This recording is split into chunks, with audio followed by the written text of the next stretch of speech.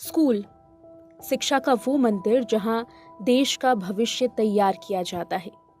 माता पिता अपने बच्चों को तैयार करके स्कूल रवाना करते हैं, लेकिन क्या हो अगर वो बच्चे वापस लौटे ही ना। आज के इस रिपोर्ट में एक ऐसी दर्दनाक कहानी आपको सुनाने जा रहे हैं जिससे हम सब पहले भी रूबरू हो चुके हैं। आज की ये रिपोर्ट एक ऐसी दर्दनाक कहानी पर है जिसे सुनने के बाद आपके भी रोंगटे खड़े हो जाएंगे। मन में ये सवाल उठेगा कि क्या हमारे बच्चे स्कूल जाते वक्त सुरक्षित हैं? शिक्षा के मंदिर पर यह जिम्मेदारी होती है कि वो अपने हर बच्चे का ध्यान रखे, लेकिन साल 2017 में एक ऐसा अपराध हुआ जिसमें सवाल शिक्षा के मंदिर पर भी खड़े होने लगे। आज बात करेंगे 7वीं कक्षा में पढ़ने वाले छात्र प्रद्युम्न ठाकुर की, जो अब इस दुनिया में नहीं है। कहानी 8 सितंबर 2017 की है। 8 सितंबर 2017 जब एक घर से एक माँ अपने बच्चे को तैयार करके स्कूल के लिए रवाना करती है। स्कूल बस में बैठाती है। स्कूल का नाम गुरुग्राम का रेयान इंटरनेशनल स्कूल। बच्चे का नाम प्रद्युम्न ठाकुर, जो स्कूल पहुंचते ही अपनी आखिरी सांसें गिन रहा होता है। स्कूल जाने के कुछ वक्त बाद ही प्रद्युम्न का शव खून से लथपथ स्कूल के ही टॉयलेट में बरामद किया जाता है। क्योंकि प्रद्युम्न हाल में ही स्कूल पहुंचा था और उसके बाद की ये तमाम घटना हुई, इसलिए शक की सुई गहराती है बस के कंडक्टर अशोक पर। आनन फानन में जैसे ही केस का पता चलता है, प्रद्युम्न को अस्पताल लेकर पहुंचा जाता है, जहां स्कूल के प्रशासन की ओर से परिवार वालों को संदेश दिया जाता है कि उनके बच्चे की तबीयत खराब है। तब तक उनकी मां को इस बारे में कुछ भी अंदाजा नहीं था कि उनका बेटा इस दुनिया से जा चुका है। प्रद्युम्न की मां ने बताया कि उन्हें स्कूल की ओर से ये नहीं बताया गया कि उनका बेटा इस दुनिया में नहीं है। प्रद्युम्न की मां आखिरी वक्त तक ये भी कहती रही कि बेटा स्कूल नहीं जाना चाहता था। काश उन्होंने उस दिन अपने बेटे को तैयार करके स्कूल रवाना नहीं किया होता। कहानी आगे बढ़ती है। मां के हॉस्पिटल पहुंचने के बाद सब कुछ साफ हो जाता है। ये पता चलता है कि प्रद्युम्न ने तो टॉयलेट में ही अपनी जान दे दी थी। मामला गरमाता है और रेयान इंटरनेशनल स्कूल के खिलाफ विरोध प्रदर्शन होता है। पुलिस जांच के लिए आती है। शक की सुई अशोक, जो कि बस का कंडक्टर था, उस पर गहराती है और गिरफ्तारी हो जाती है। अशोक के अलावा इस केस में रेयान ग्रुप के 2 और अफसरों को भी गिरफ्तार किया जाता है। हालांकि बाद में उन्हें जमानत मिल जाती है और बचता है तो सिर्फ बस का कंडक्टर, जिसे न्यायिक हिरासत में भेज दिया जाता है। पूछताछ लंबी चलती है और एक दिन ऐसा आता है जब बस का कंडक्टर इस पूरे मामले में इल्जाम अपने सर लेता है। प्रद्युम्न के इस वाकये से कई दिनों तक रेयान इंटरनेशनल स्कूल को बंद भी रखा गया और स्कूल की सुरक्षा के इंतजाम भी कड़े किए गए थे। प्रद्युम्न ठाकुर के हुए इस मामले के बाद रेयान स्कूल में पढ़ने वाले हर छात्र में दहशत का माहौल था और उनके माता पिता में भी। प्रद्युम्न केस में अशोक, जो कि बस का कंडक्टर था, उसने एक दिन जुर्म कबूल भी कर लिया और कहा कि प्रद्युम्न ने उसे कुछ गलत करते हुए देख लिया, जिसके बाद डर के मारे अशोक ने उसकी जान ले ली। हालांकि माना ये जा रहा था कि अशोक ने ये बयान किसी दबाव के चलते दिया है।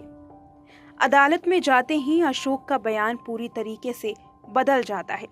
अशोक का कहना था कि उसे फंसाया गया है। और उसके घर वालों का भी। इस केस को लेकर कई दिनों तक विरोध प्रदर्शन हुए। प्रद्युम्न के माता पिता इस मामले में हरियाणा के तत्कालीन मुख्यमंत्री मनोहर लाल खट्टर से भी मिले थे।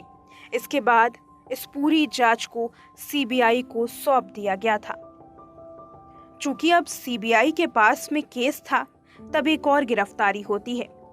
रियान इंटरनेशनल स्कूल के ही 11वीं कक्षा के छात्र की गिरफ्तारी। तो बड़ा सवाल ये था कि क्या अशोक ने झूठे इल्जाम अपने सर लिए? क्या जबरदस्ती जुर्म कबूल करवाया गया, या इस संदिग्ध छात्र को फ्रेम किया जा रहा है? संदिग्ध छात्र के पिता के मुताबिक उनके बेटे की गिरफ्तारी को लेकर सीबीआई ने तर्क दिया कि एग्जाम पोस्टपोन कराने के चक्कर में बेटे ने प्रद्युम्न का गला दबाया और उसकी जान ले ली। सीबीआई के जरिए हिरासत में लिए गए छात्र के पिता ने मानो हर संभव कोशिश की अपने बेटे को न्याय दिलाने की, मगर 11वीं का वो छात्र क्या सच में आरोपी था, इस बात की ना तो पुष्टि हो पाई और ना ही कौन सच है और कौन झूठ, इसका फैसला। 11वीं के छात्र के पिता की माने तो बेटे को फंसाया जा रहा था। सीबीआई लगातार 11वीं के छात्र से 4 से 5 बार पूछताछ कर चुकी थी। इस केस में लगातार क्राइम सीन पर दोबारा से रिक्रिएट करने की कोशिश की जा रही थी, वो पूरी कहानी जो आज भी मिस्ट्री बनी हुई है। इस कहानी में कई अलग अलग तथ्य पता चले। जहां पुलिस ने प्रद्युम्न केस में बस कंडक्टर अशोक को दोषी ठहराया, तो सीबीआई ने 11वीं कक्षा के छात्र को गिरफ्तार किया।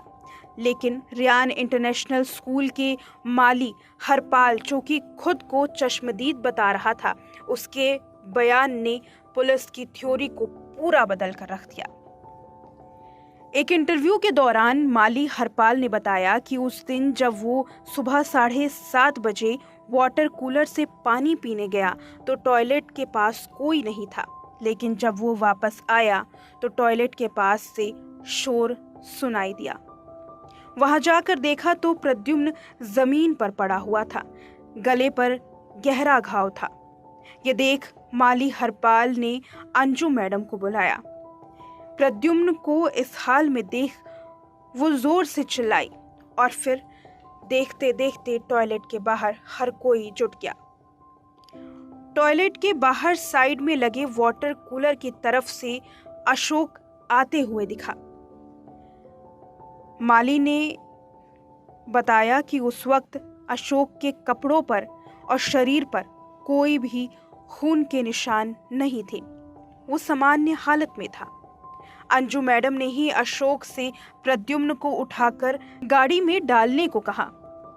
वैसे अब प्रद्युम्न मामले में गिरफ्तार किए गए छात्र की भूमिका की भी तलाशी ली जा रही थी। माली के बयान से प्रद्युम्न के केस में अशोक को निर्दोष साबित किया जा रहा था। माली का कहना था कि बस कंडक्टर अशोक इसमें गुनहगार नहीं है। तो क्या पुलिस का बयान झूठा था, क्या गलत था, या सीबीआई ने जो 11वीं कक्षा के छात्र की गिरफ्तारी की थी वो सही था?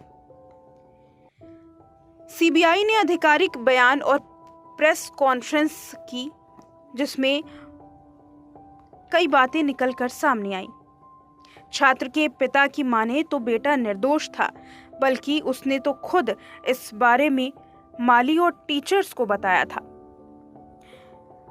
छात्र के पिता की ये कहानी लगातार सुर्खियां बन रही थी, लेकिन वहीं दूसरी तरफ छात्र के गिरफ्तार होने के बाद उस पर कई विरोध भी हुए।